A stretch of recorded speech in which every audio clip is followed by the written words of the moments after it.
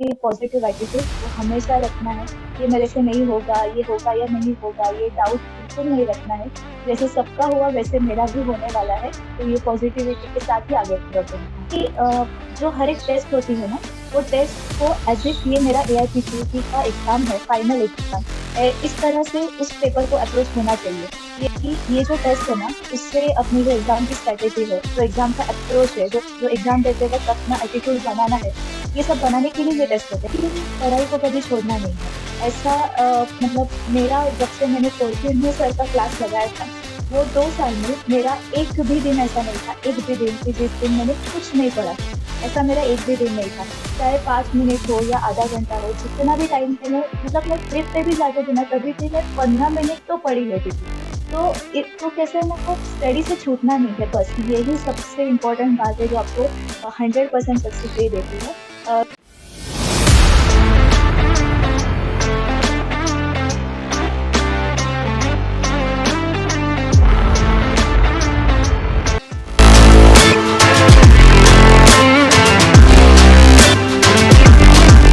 Hello everyone. आज हमारे साथ जुड़ी है डॉक्टर अपूर्वा केतकर। इन्होंने अपना यूजी एडीएएमसी कॉलेज सांगली से पूरा किया है और एआईएपीजीटी में ऑल इंडिया रैंक 45 लाकर आईटीआर जामनगर में काय चिकित्सा की सीट हासिल की है। आपको इसकी बहुत बहुत शुभकामनाएं Apurva. Thank you ma'am. Apurva, आपने अपने पीजी के लिए कब शुरुआत किया था प्रिपरेशन का? एक्चुअली मैंने फोर्थ ईयर में ही शुरू किया था, और सर के क्लासेस से ही मैंने एआईपीजीटी का मेरा जर्नी शुरू किया था। सो फाइनल ईयर और इंटर्नशिप का 1 साल ऐसे ही मेरा एआईपीजीटी का प्रिपरेशन रहा। ओके। अच्छा अपूर्वा, आपने इंटर्नशिप और स्टडीज को साथ में कैसे मैनेज किया था? एक्चुअली पूरा मेरा इंटर्नशिप वर्किंग था। मेरा सांगली में यूजी हुआ था, लेकिन मैंने आर्य पोद्दार में इंटर्नशिप के लिए ट्रांसफर लिया था, क्योंकि I was more comfortable for study at home only. So Poddar मेरे से ऑलमोस्ट 2 घंटा दूर था, लेकिन फिर भी ट्रैवलिंग एंड ऑल ये सब करके, मतलब मोस्टली सबका ऐसे होता है कि इंटर्नशिप में स्टडीज नहीं होती कि ना, और या फिर टाइम नहीं मिलता है ये सब। तो मुझे ऐसा लगता है कि आप अपना टाइम कैसे मैनेज कर रहे हो, वो बहुत इंपॉर्टेंट होता है। जो भी आपको टाइम मिल रहा है उसको 100% यूटिलाइज करके आपको स्टडी प्रिपरेशन करना होता है।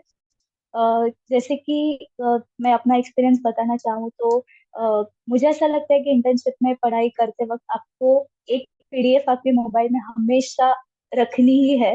एक साइड में वो विंडो चालू ही रखनी है कि आपको जरा भी टाइम मिले कि ओपीडी में हो, पेशेंट्स आ जा रहे हैं, वो 2 मिनट मिल रहा है, या फिर आप बस के लिए खड़े हो, स्पेशली जो ट्रैवलिंग है उनके लिए बस के लिए खड़े हो, 5 मिनट्स है, आप उसमें से पढ़ लो।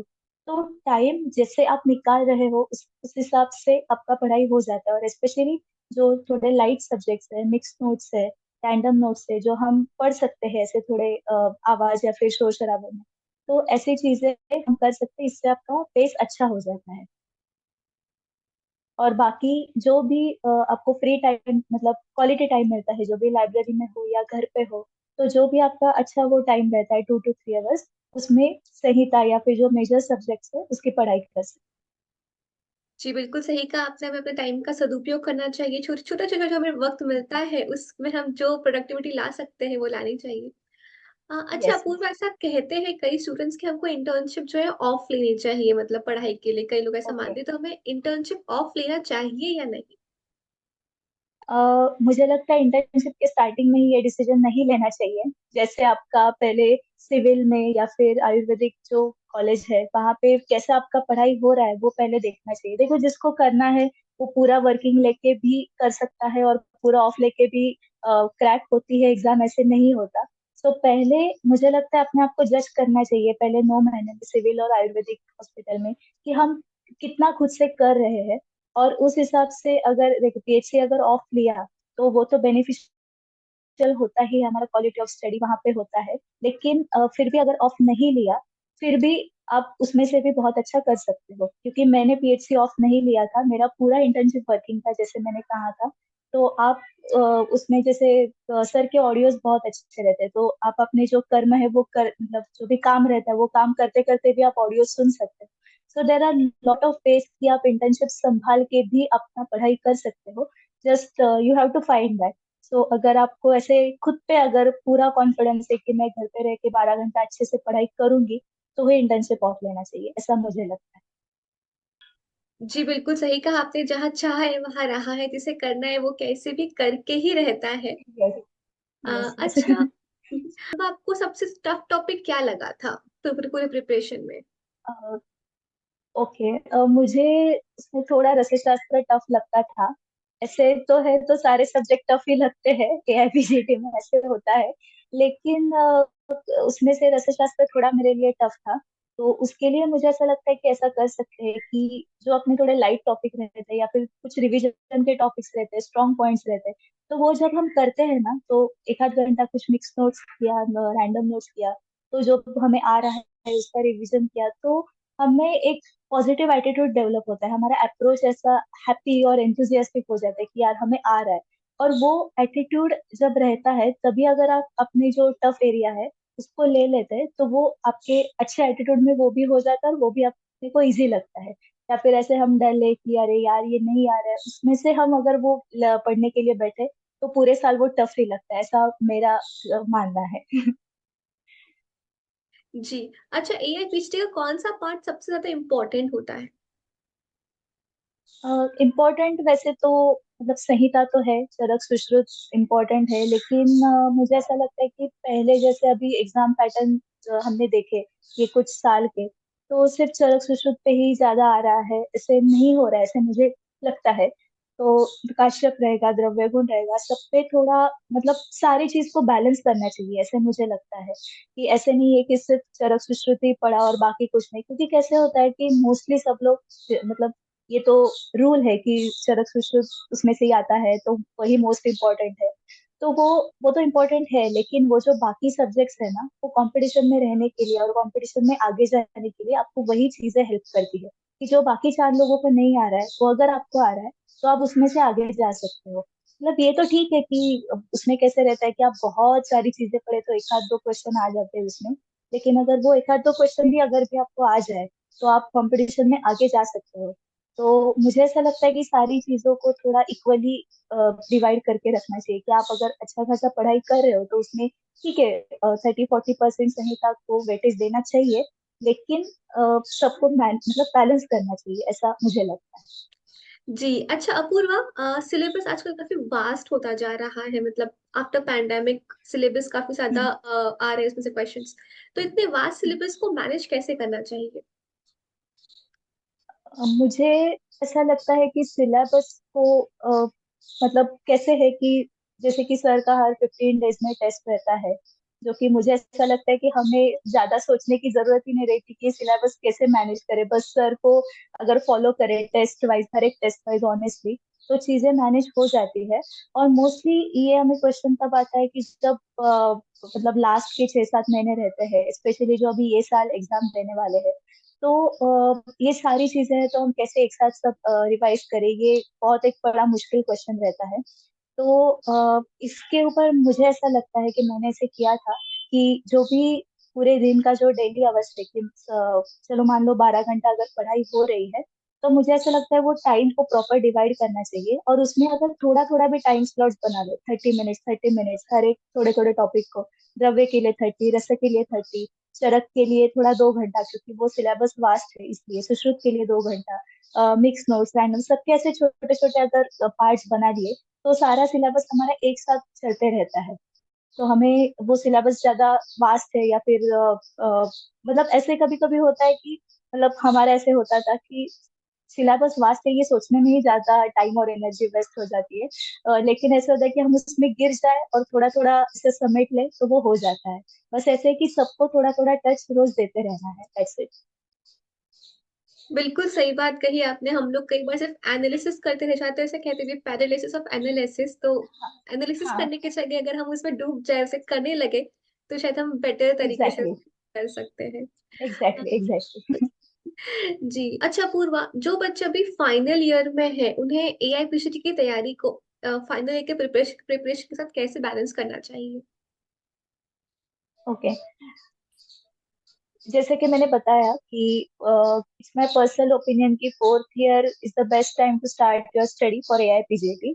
क्योंकि इसका रीजन ऐसे रहता है कि जब हम लोग इंटर्नशिप में आते हैं तो एकदम सब इतना वास्ट सिलेबस और ड्यूटी आवर्स और ये सब देख के बेसिक हम बहुत कंफ्यूज हो जाते हैं कि करना कैसे है। तो फोर्थ ईयर में कैसे होता है कि बहुत सारा ऐसे ऐसे लगता है कि इसका प्रिपरेशन अलग है, इसका प्रिपरेशन अलग है, ये ऐसे कंफ्यूजन बहुत रहता है।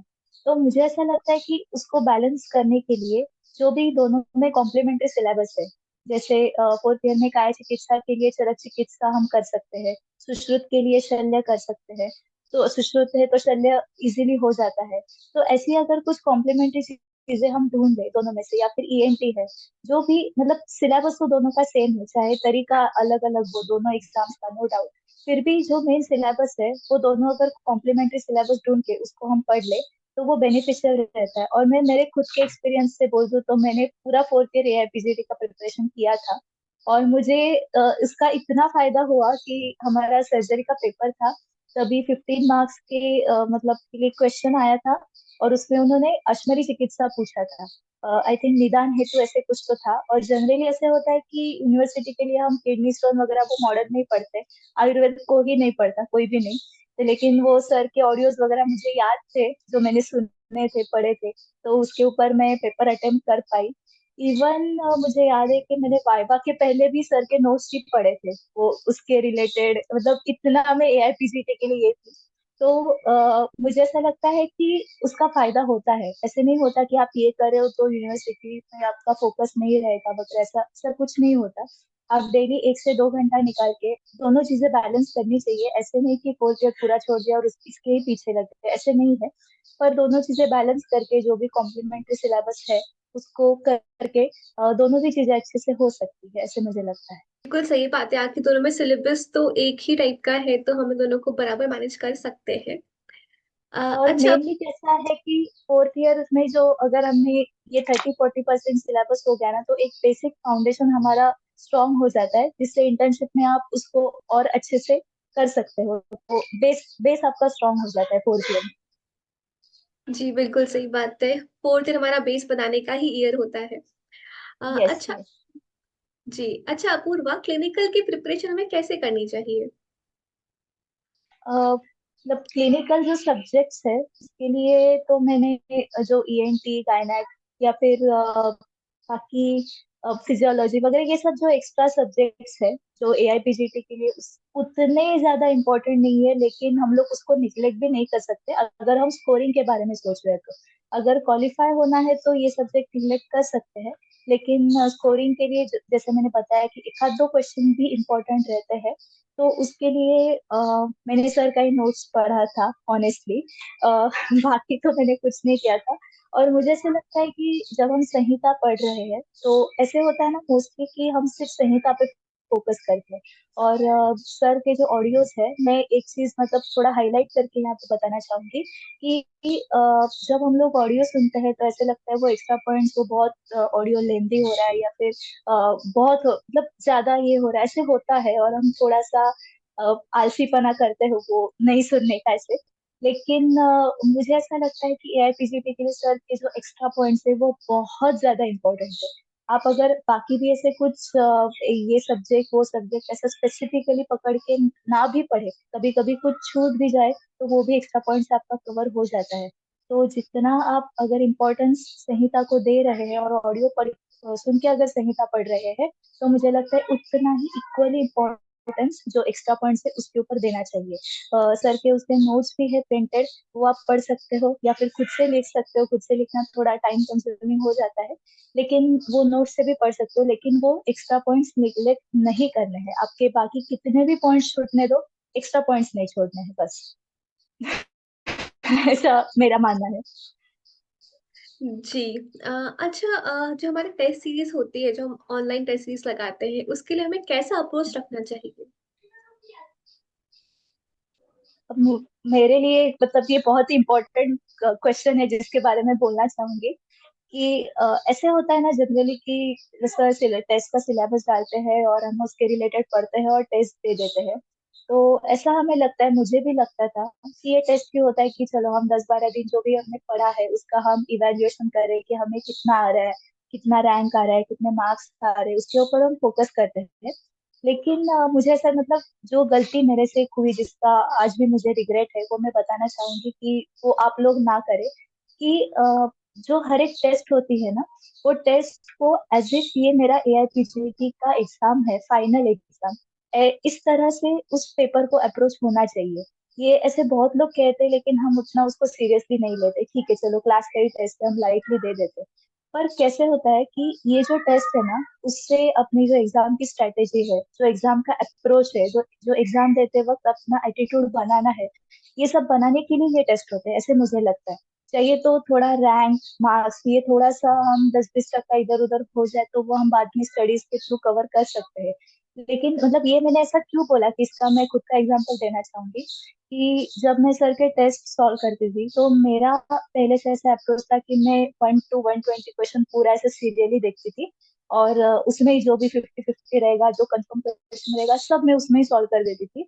और 120 पे आने के बाद मैं सबमिट कर देती थी। ये मेरा हमेशा 2 साल मेरा यही एटीट्यूड था। मैं ऐसे ही पेपर सॉल्व करती थी।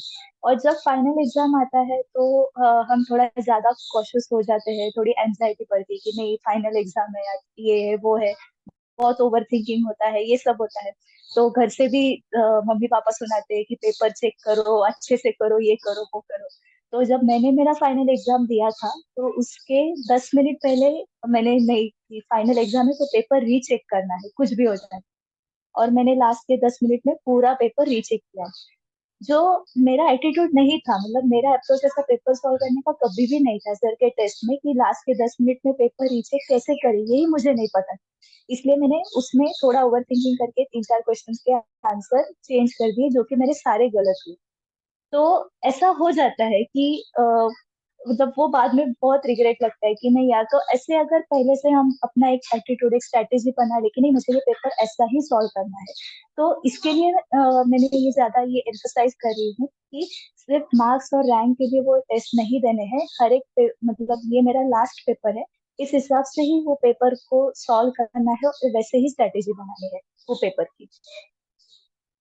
और अगर वो सिलेबस मैनेज करने का कहे तो मोस्टली मतलब 90% हमारा सबका यही था कि थोड़ा सिलेबस बैकलॉग रह सकता है, रहता है, सकता है नहीं रहता ही है। तो उसमें एक ऐसा कर सकते हैं कि सर 3 दिन देते हैं टेस्ट के लिए। तो उसमें अगर हम थोड़ा सा टाइम मैनेजमेंट करके और थोड़ा सा स्पीड बढ़ा के एग्जाम अगर फर्स्ट डे पे ही दे दे तो आगे के 2 दिन और थर्ड डे सिलेबस डालने तक वो 3 दिन हमें पूरे फ्री मिल जाते हैं जहाँ पे हम बैकलॉग का सिलेबस कर सकते हैं। ओके। अच्छा अपूर्वा, संहिता के साथ बाकी सब्जेक्ट्स का प्रिपरेशन कैसे करना चाहिए, मतलब टाइम को कैसे डिवाइड करना चाहिए? ओके, जैसे मैंने बताया कि दिन में अगर आप 12-13 घंटे जो भी पढ़ रहे हो, इसमें आपको रेगुलर मतलब जो रेगुलर है आपका रूटीन, उसमें से ही टाइम डिवाइड कर लेना है। जैसे फॉर एग्जांपल 2 घंटा चरक किया, हाफ एन आवर ये किया, पर उसमें भी ऐसा मुझे लगता है कि एक अध्याय या फिर एक पूरा स्थान पूरा हम दिन दिन भर लेके बैठे या 2-3 घंटा एक ही लेके बैठे, कैसा रहता है ना कि एआईपीजीडी में ये फर्स्ट क्वेश्चन कहीं और का तो सेकंड क्वेश्चन कहीं और का, ऐसे बहुत मतलब स्टफलिंग बहुत रहता है क्वेश्चंस का।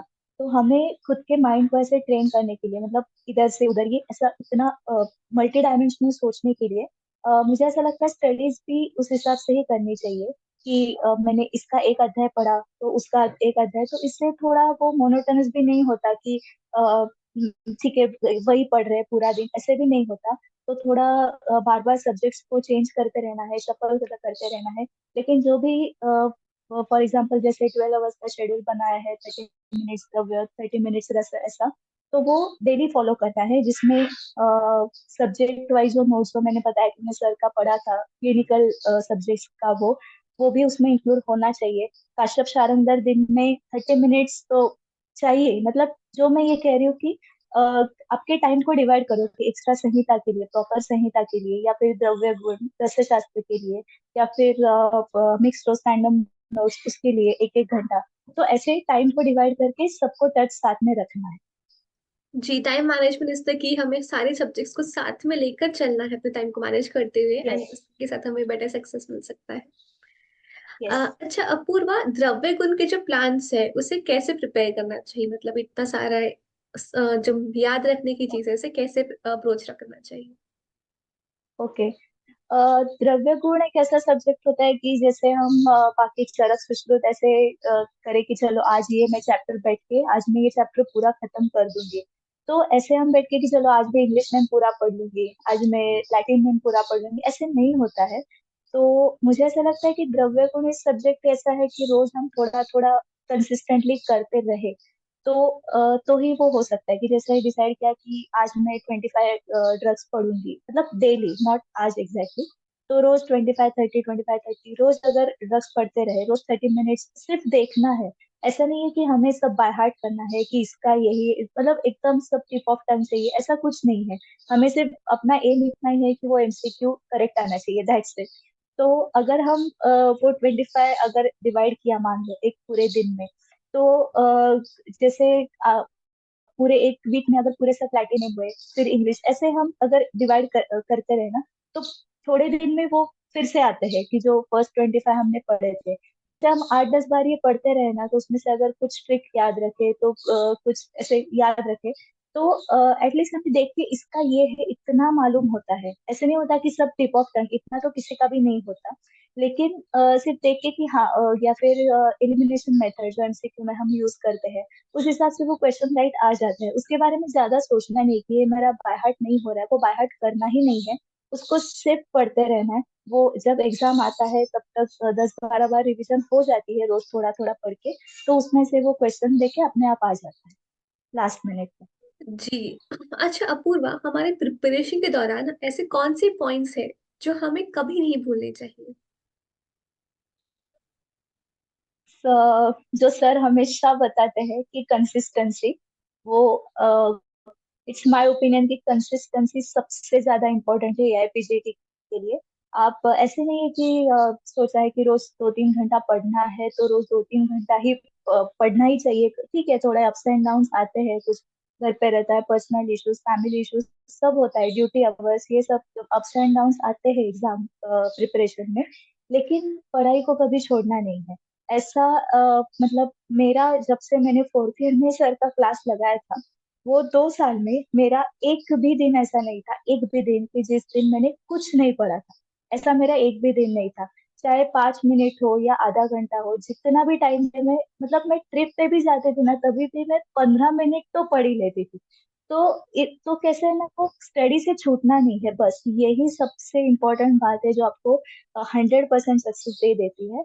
चाहे आपका एग्जाम हो, चाहे आपकी एंजॉयमेंट हो, इंटर्नशिप हो, कुछ भी हो, लेकिन पढ़ाई नहीं छोड़नी है। और सेकेंड थिंग इज कि पॉजिटिव एटीट्यूड वो हमेशा रखना है। ये मेरे से नहीं होगा, ये होगा या नहीं होगा, ये डाउट बिल्कुल नहीं रखना है। जैसे सबका हुआ वैसे मेरा भी होने वाला है। तो ये पॉजिटिविटी के साथ ही आगे बढ़ते रहना है।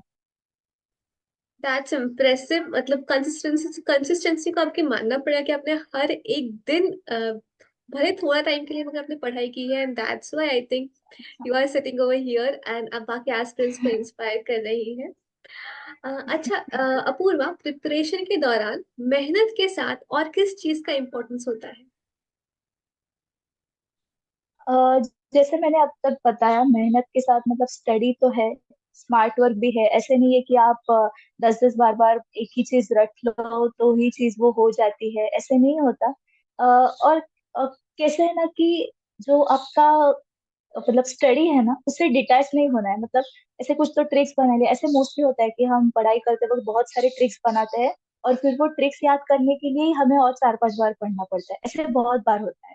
तो ऐसे नहीं करना है कि जो एकदम सिंपल सिंपल ट्रिक्स है, ऐसे नहीं है कि सर ने जो ट्रिक्स बताई है वही हमें फॉलो करनी है, ऐसे नहीं होता है। हमारे आजू बाजू में उसके रिलेटेड कुछ ट्रिक्स रहती है, तो उस रिलेटेड भी हम याद कर सकते हैं। और कैसे करना है ना कि जब हम पढ़ाई नहीं कर रहे, कुछ बाकी चीजें कर रहे, कुछ टाइम पास कर रहे, उसमें अगर वो चीज दिखी, तो वो ट्रिक के रिलेटेड हमें वो चीज याद करनी है जो हमने क्या पढ़ी थी अपने फ्री टाइम में भी। तो अगर वो चीज तभी याद नहीं आए तो फिर जाके वो देखनी है, ऐसे रिवीजन करनी है। अगर आप ऐसे सोचे कि नहीं मैं पूरे सिलेबस की 4-5 बार रिवीजन कर लूँ, तो ऐसे नहीं होता है। तो ऐसे थोड़ा स्मार्ट वर्क करके कि नहीं ऐसे ही इधर उधर घूमते ही ये ट्रिक याद है वो ट्रिक याद है, ऐसे ही हम रिवाइज करें तो कम स्टडी आवर में भी आप ज्यादा सक्सेस पा सकते हैं। जी। अच्छा अपूर्वा, जो हमारे फ्रेशर्स हैं जो अभी अपीयर करने वाले हैं, उनके लिए आप कुछ मैसेज देना चाहेंगे? हम्म, सबसे पहले तो अपने थॉट्स में बहुत क्लैरिटी रखो कि ऐसे मतलब 50-50 मत रखो कि ठीक है होगा तो होगा, नहीं होगा तो ठीक है तो आरएमओ शिफ्ट कर लेंगे या फिर आगे जाके नेक्स्ट ईयर दे देंगे। ऐसे डाउटफुल सिचुएशन में नहीं रहना है। यही मेरा आखिरी अटेम्प्ट है और ये फर्स्ट अटेम्प्ट में ही मुझे क्लियर ही होना है। मुझे जस्ट पास होना है या फिर जस्ट क्वालिफाई होना है, ऐसा एटीट्यूड नहीं रखना है। सबसे पहले तो फोकस बहुत क्लियर चाहिए कि मुझे यही चाहिए और मुझे यही करना है। पॉजिटिविटी चाहिए और कंसिस्टेंसी तो मेन चाहिए। आप जब से फर्स्ट डे से चालू कर रहे हो स्टडी, तब से आपको वो स्टडी छोड़ना नहीं है कि मुझे यही करना ही है।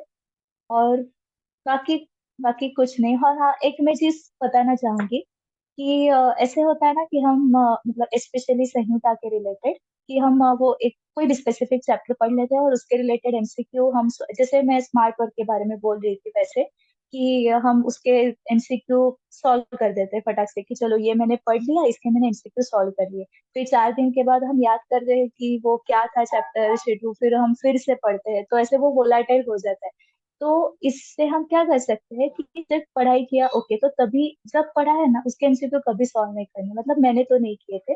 सब पढ़ने के बाद 4 दिन के बाद उसके एमसीक्यू सॉल्व करने, उससे क्या होता है ना थोड़ा मेमोरी ज्यादा पड़ता है कि हाँ थोड़ा याद करना पड़ता है कि उस टाइम हमने क्या पढ़ा था।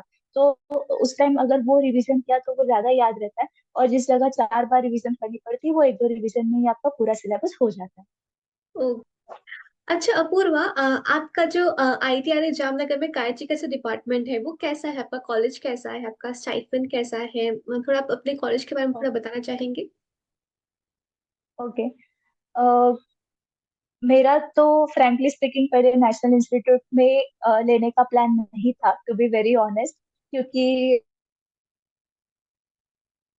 तो जब ये रैंक आया तो मैंने सोचा था कि नहीं मुझे मुंबई छोड़ के तो नहीं जाना है। पर जब मैंने अपियर किया और मैंने यहाँ के इंस्टीट्यूट आके देखा, तो मुझे ऐसा लगता है कि जिनको प्योर आयुर्वेदा प्रैक्टिस में इंटरेस्ट है, मतलब मुझे तो बहुत है, मैंने ऐसा खुद के बारे में ऐसा ही सोचा है कि मुझे आगे जाके आयुर्वेदा में ही प्रैक्टिस करनी है, प्योर आयुर्वेदिक प्रैक्टिस। तो उनके लिए ITR Jamnagar is like a hub. आप मतलब ब्लाइंडली आ सकते हो यहाँ पे। पेशेंट के रिलेटेड अप्रोच और रिसर्च, ये सब में बहुत ज्यादा स्कोप है यहाँ पे। स्टाइपेंड भी अच्छा है कंपेरेटिव टू महाराष्ट्र, स्टाइपेंड कम है no doubt. But it's all about your priority, आपको स्टाइपेंड चाहिए या कैसे। बट मुझे ऐसा लग रहा है कि स्टेट कॉलेजेस से national institutes are way better. So I am satisfied with whatever I have, that's it. जी। And Apurva, thank you so much कि आप अपना टाइम निकाल के आए, आप हमारे साथ आके जुड़े, हमारे एस्पिरेंट्स कर अपनी स्ट्रैटेजीज को शेयर किया, उन्हें इंस्पायर किया। Thank you so much and all the very best best for future. Thank you so much and all the best to all my juniors. Thank you.